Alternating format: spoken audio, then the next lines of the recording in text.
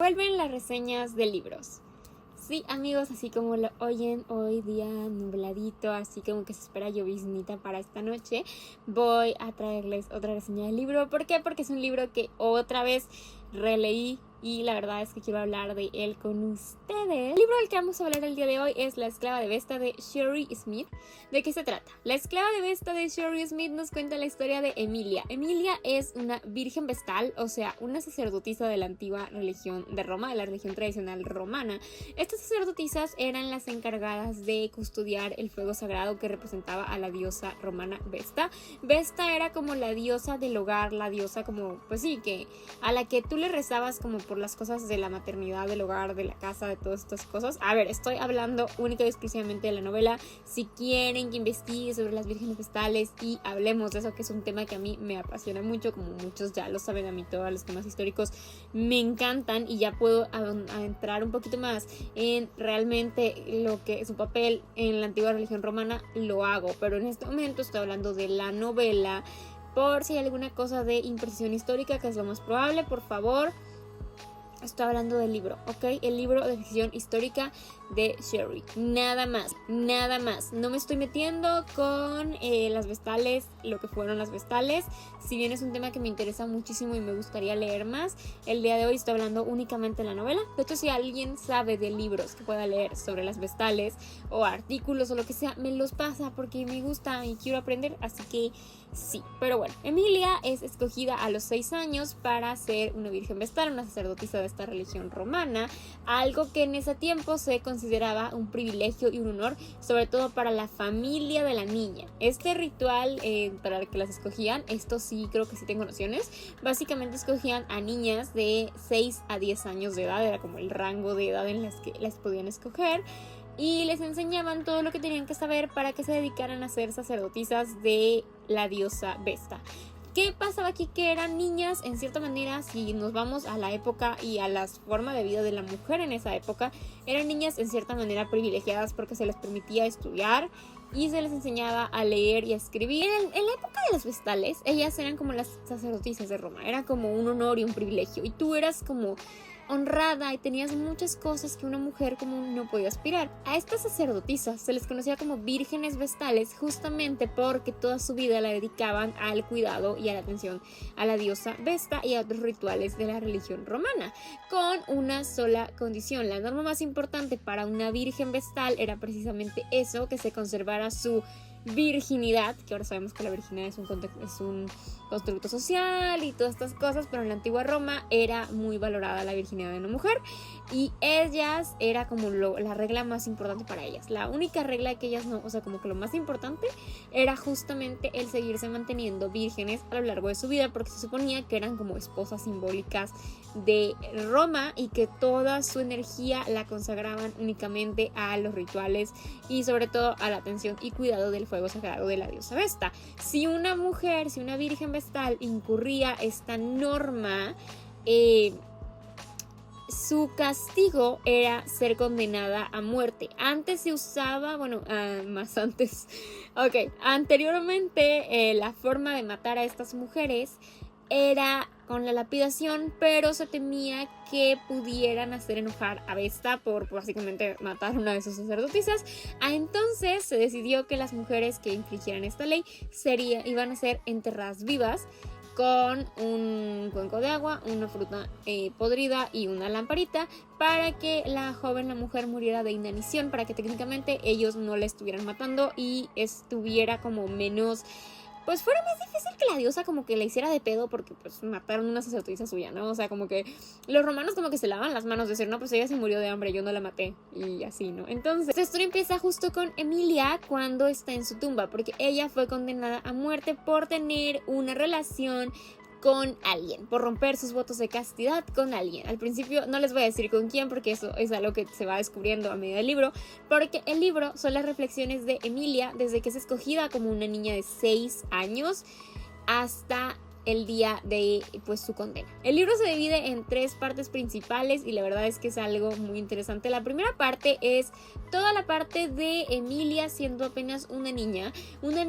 que no entiende lo que está viviendo, que no entiende muchas de las cosas, que ella solamente está como existiendo y dejando que las cosas pasen, porque lógicamente es una niña a la que le dicen que va a honrar a su familia y que va a servir a los dioses y que va a venerar a los dioses y ya, pero ella no entiende realmente. De hecho hay una escena al principio del libro que a mí me conmueve mucho porque su hermana, la perrita, tiene una perrita en su casa y la perrita tiene cachorritos y ella como que le dejan quedarse con un cachorrito. Y cuando la escogen para ser vestal, porque cuando las escogían las separaban de sus familias, se iban a vivir a la casa de las vestales, hasta les cortaban el pelo como símbolo de que ya no pertenecían a su familia de origen y que ya eran como parte de Roma, como una propiedad de Roma, vaya. Ella les dice a las otras, es que tengo una perra, es que yo tengo una perrita, tengo que volver a mi casa porque tengo que cuidar a mi perrita. Y la verdad es que esa es la escena que para mí resume toda la primera parte del libro. Es Emilia sin entender muy bien, describiendo su entorno, describiendo las clases a las que las clases donde le enseñan sobre los dioses, toda esta parte de decir, bueno, me escogieron, ok, es un honor, toda esta parte de niña, de esta ingenuidad de decir, sí, los dioses, al no enterarse de, pues, que su papá básicamente era una persona influyente y pagó para que su hija estuviera ahí. Y como que toda esta parte de ella describiendo sus primeros pasos, su niñez, dentro de la casa de las vestales.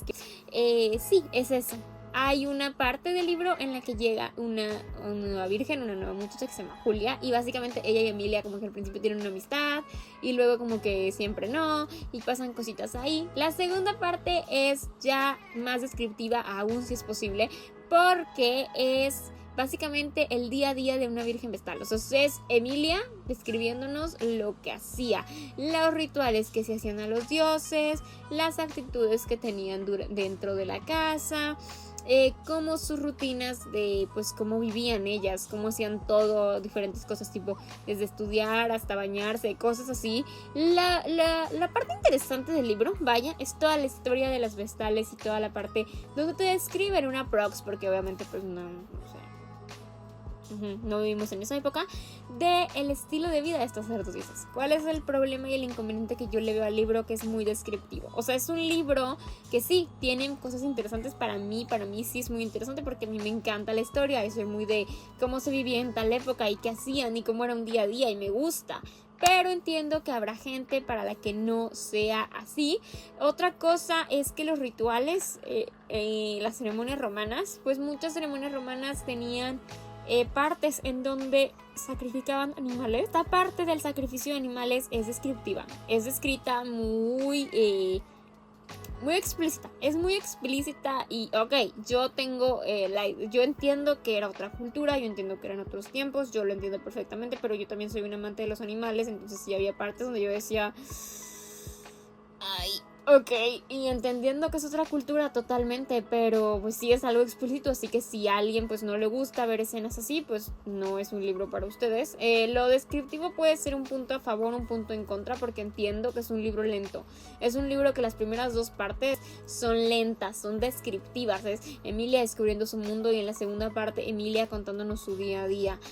Pero a mí me gustó, entiendo que no es un libro para todos justamente porque es muy descriptivo. La tercera parte por fin es la parte yo creo que más rápida y la más en la que yo me tardé menos leyendo porque es la parte más interesante y es justamente la parte en la que Emilia empieza como este romance, este acercamiento con este esclavo que primero le empieza a hablar así como que normal, empiezan a platicar y él empieza a contar como cosas del mundo fuera del templo, fuera de la casa de las vestales y fuera de toda esta cosa de la rutina a la que ella está tan acostumbrada. La saca de ahí, empiezan a hablar y esto deriva en un amor que la verdad entendí totalmente, está muy realista, está muy bien construido. En mi parecer, sin aclarar que yo no tengo formación profesional, simplemente es mi opinión.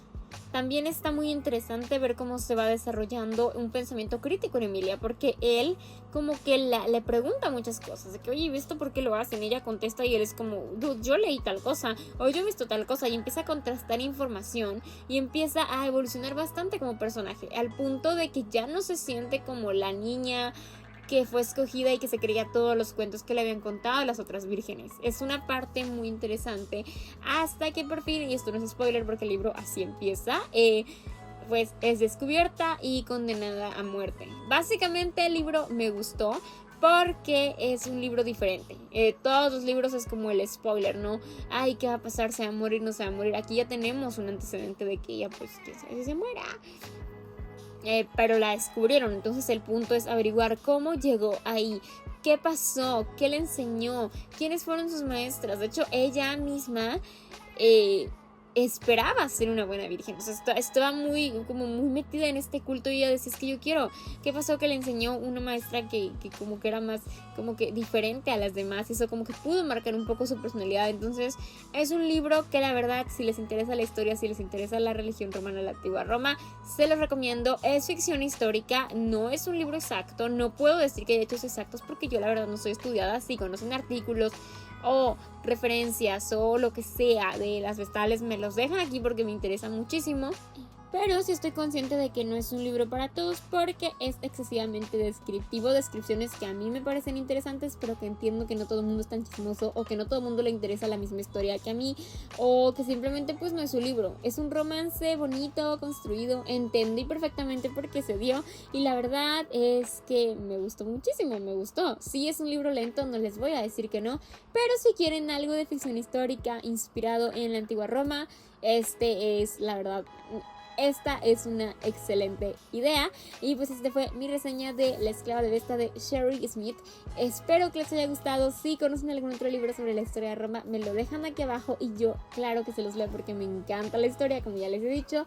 Si les gusta este video, denle me gusta. Si les gusta y quieren ver más contenido similar, suscríbanse en el botoncito de aquí abajo.